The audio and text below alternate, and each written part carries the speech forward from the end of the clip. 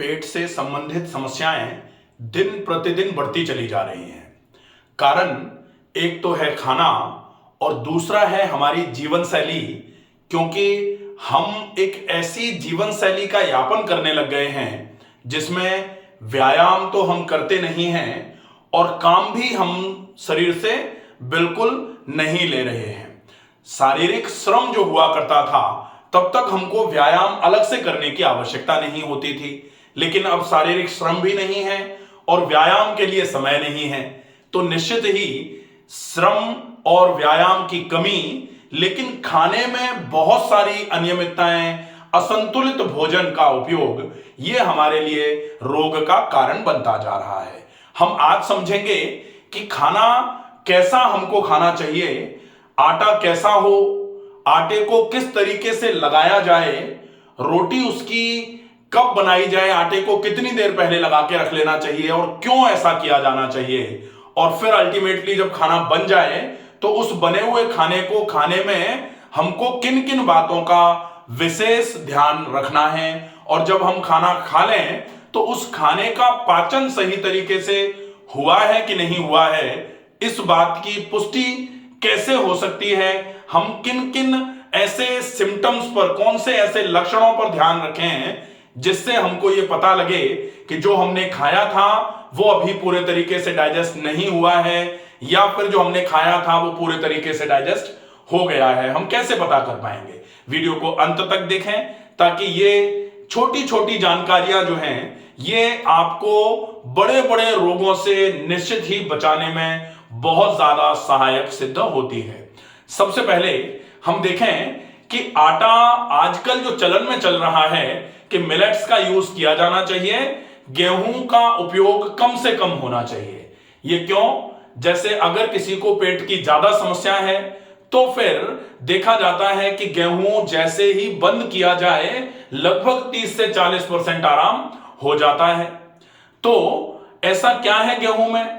गेहूं ग्लूटेन नाम का एक प्रोटीन होता है, वो सामान्य तौर पर गेहूं की जो हस्क होती है उसमें पाया जाता है, और अगर वो ग्लूटेन आपके शरीर में पहुंचा और ग्लूटेन शरीर में पहुंचने के बाद अगर वो प्रॉपर तरीके से डाइजेस्ट नहीं हुआ तो वो आपकी आंतों को धीरे धीरे करके नुकसान पहुंचाना चालू कर देता है।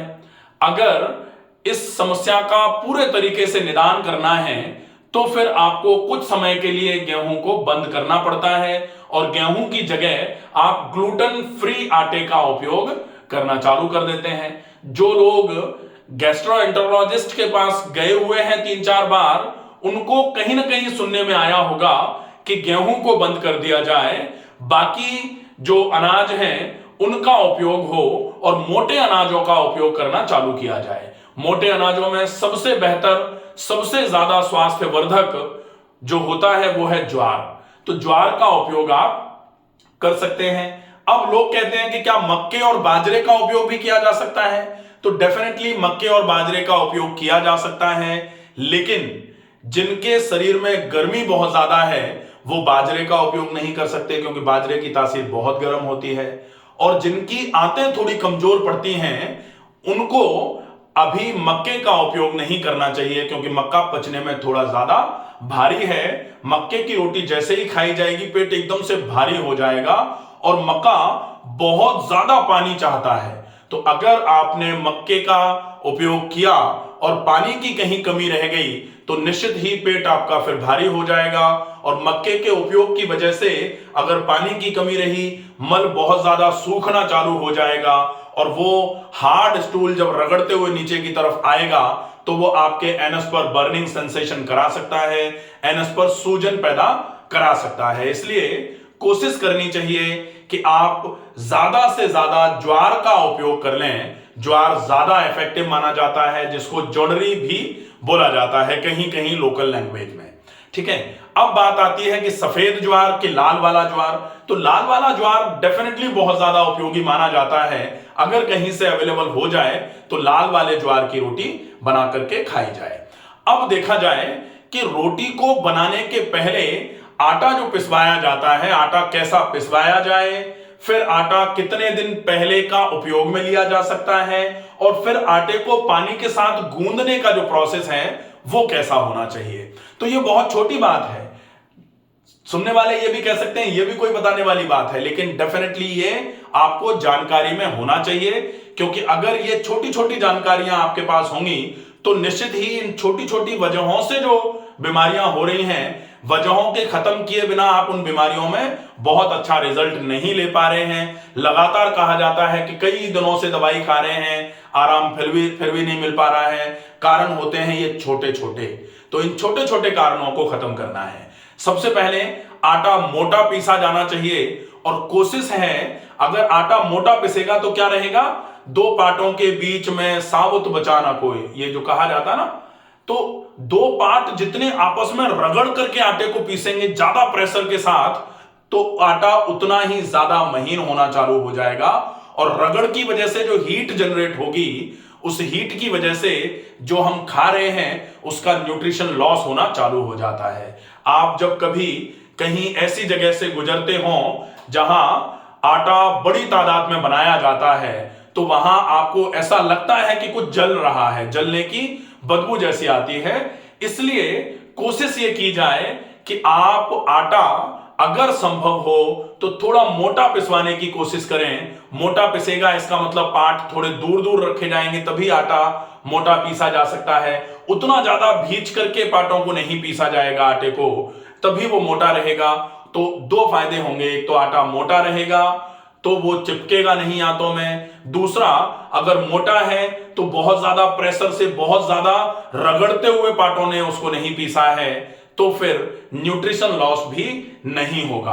अब दूसरी चीज, पुराने समय की बात अगर देखी जाए तो पुराने समय में क्या होता था कि ये चक्की होती थी ऐसे करके, इस पार्ट के ऊपर एक और इस तरीके से पार्ट रखा रहता था, और यहां ऐसे करके पकड़ने का रहता था, और इसको ऐसे करके चलाया जाता था। तो धीरे धीरे करके चलाया जाता था। और अगर कभी आटे को आपने अगर पुराने समय में देखा हो, तो कभी अगर आटे को महीन करना भी होता था, कुछ पूड़ियां बनानी है या फिर कुछ और बनाना है, तो उस महीन करने के लिए क्या किया जाता था, इस ऊपर वाले पार्ट पर और वजन रख दिया जाता था, और उसके बाद फिर चलाया जाता था उसको। तो वजन की वजह से, प्रेशर की वजह से ऊपर का पार्ट नीचे के पार्ट पर ज्यादा प्रेशर देता था, जिसकी वजह से आटा महीन हो पाता था। तो ये जो गैप रहता है, वो गैप अगर थोड़ा सा भी, जो तो बहुत बड़ी बात हो जाती है, अगर हो जाएगा तो खैर आटा बहुत दरदरा टाइप का हो जाता है, का भी गैप नहीं चाहिए।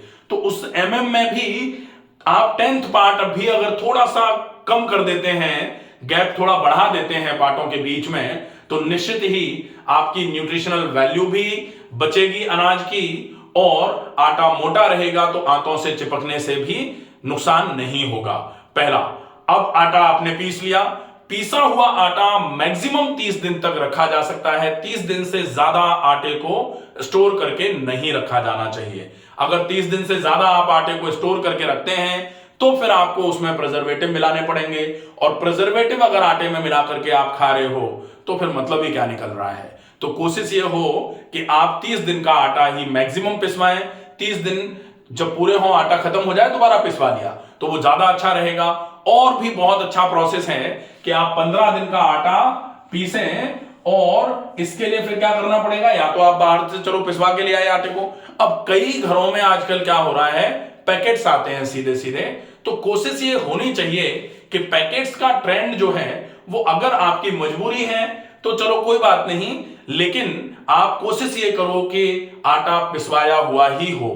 अगर आप पैकेट लेके भी आ रहे हैं तो आपको ब्रेन मिल जाएगा, होल ग्रेन का ब्रेन जो है, चोकर जिसको बोला जाता है, वो आपको अलग से मिल जाता है।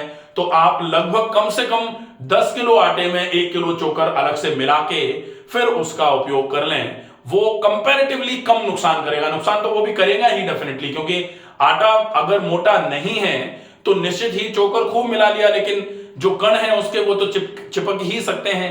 तो फिर कोशिश ये होनी चाहिए कि आटा मोटा ही पिसवाया जाए। अब दूसरा होता है कि 15 दिन का या महीने भर का आटा आपने पिसवा के रखा। अब जब खाना बनाया जाए, ऐसे केस में क्या, पहले आपने अगर देखा हो, पहले का समय मतलब ये मान लीजिए आज से 20 से 30 साल पहले जब खाना बनाया जाता था तो पहले आटे को एक परात होती थी, उसमें पहले आटे को ले लिया और पानी डाल डाल करके उस आटे को अच्छे तरीके से उसना जाता था। जब अच्छे तरीके से आटा उसन जाए और वो जो परात जिसमें जो थाली जिसमें आटा लगाया जाता था वो बार बार पानी डाल डाल के आटे को उसन उसन के वो बिल्कुल साफ हो जाती थी परात पहले। आजकल क्या होता है कि थोड़ा आटा डाला, थोड़ा पानी डाला, ऐसे ऐसे हाथ से चलाया चलो या, और वो पूरी की पूरी परात पे आटा चिपका हुआ है, पूरी की पूरी वो जो थाली है उसमें आटा चिपका हुआ है, और जब बाद में फिर हम धोते हैं तब पानी के नीचे डाल करके उसको साफ करके फेंक देते हैं। तो वो जो प्रोसेस हुआ करता था कि आटा चिपक के ही नहीं, इतना अच्छे तरीके से उसको पानी के साथ बार बार करके उसना जाता था ताकि जितना पानी उस आटे को एब्जॉर्ब करना है वो पूरा का पूरा एब्जॉर्ब कर ले, और आटा फिर ऐसे करके थाली में एक तरफ इकट्ठा करके, ये बिल्कुल थाली चमचमाती हुई रहती थी, इसको आपको अलग से धोने की जरूरत नहीं थी, आटा लगाते लगाते ही ये पूरी साफ कर दी जाती थी। अब ये आटा उठा करके रख दिया कपड़े से ढक करके, अब थाली में ये आटा रखा हुआ है।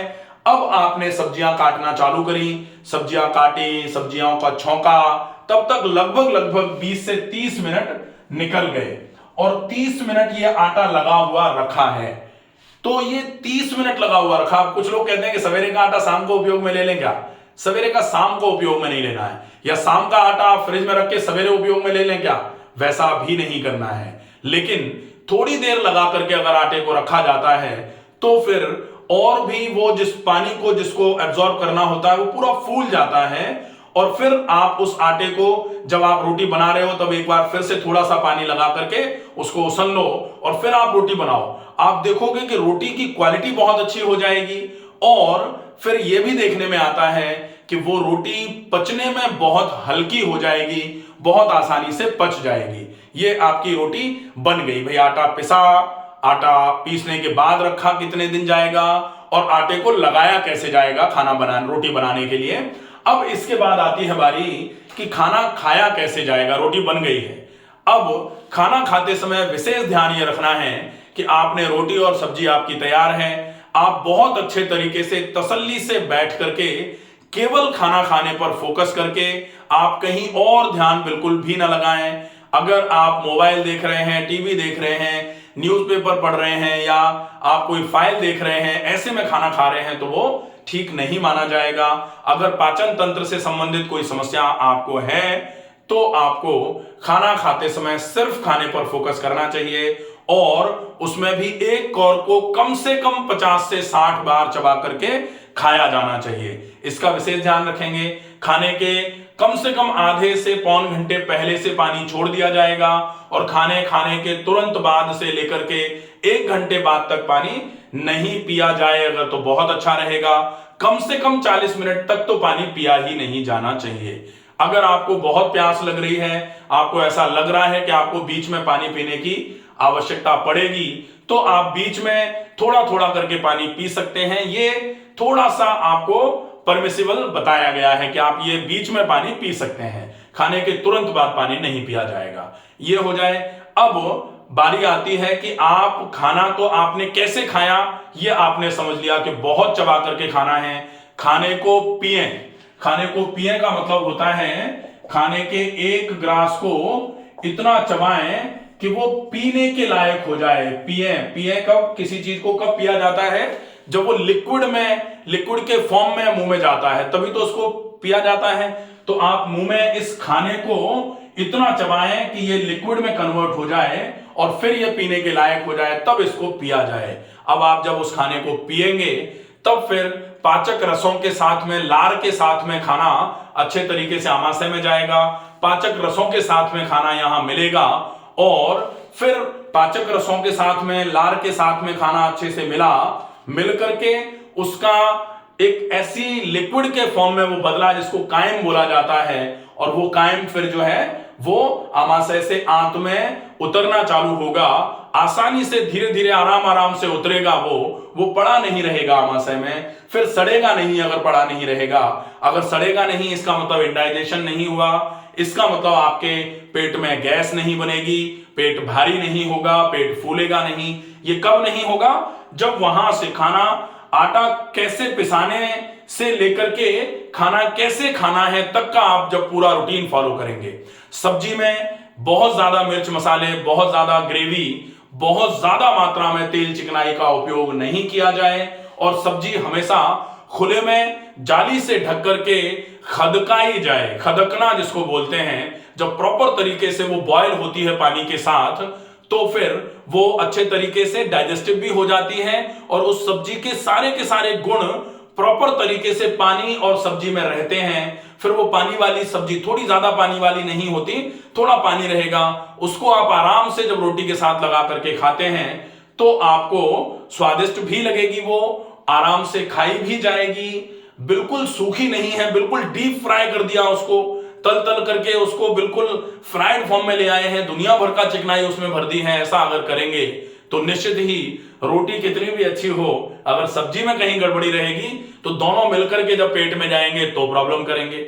इसलिए रोटी और सब्जी दोनों ही जब अच्छे तरीके से आपने बनाई हैं और फिर दोनों को ही आप जब अच्छे तरीके से खाएंगे तो फिर आपके पाचन की समस्या धीरे धीरे करके दूर होना चालू हो जाएगी। आशा है ये वीडियो, इसमें इंफॉर्मेशन तो वैसे बहुत ही छोटी छोटी चीजें थी, लेकिन अगर इनका आप ध्यान रखेंगे तो निश्चित ही आपको बहुत अच्छा आराम होना चालू हो जाएगा। आशा है ये वीडियो पसंद आएगा, अगर पसंद आए तो ज्यादा से ज्यादा लोगों तक वीडियो पहुंचाएं। स्वस्थ रहें, सुरक्षित रहें, धन्यवाद।